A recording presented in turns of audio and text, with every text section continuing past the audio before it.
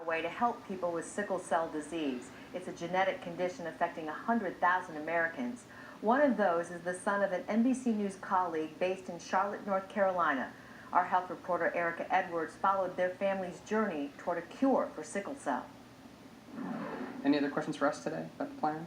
The McDonald family has waited 13 years for this doctor's visit. You know that something wasn't right. A bone marrow transplant for son Jensen, intended to cure him of sickle cell disease. I want to see this child live without pain. Here's the cause of the excruciating chronic pain associated with sickle cell: misshapen red blood cells that clog vessels, starving organs and tissue of oxygen. Sometimes pain is so bad it's really hard to explain it. Treatments are usually limited to heavy painkillers and frequent blood transfusions.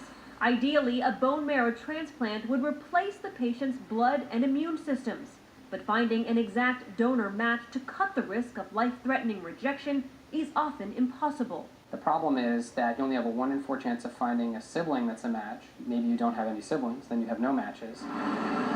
Doctors at Johns Hopkins Hospital have spent decades perfecting a technique using donors who are only partial or half matches. The ability to use a half-match family donor means that for virtually every situation we encounter, we can find some suitable donor. The process involves taking stem cells from a healthy person's bone marrow and then transfusing them into a patient. The medical science is finally there to help him.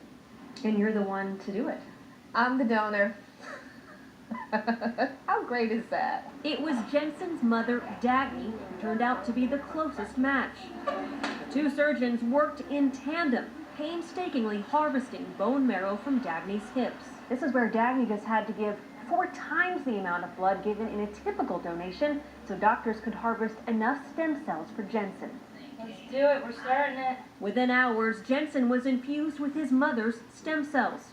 Dagny watching from the recovery room. God, thank you, God. A blessing for the McDonalds.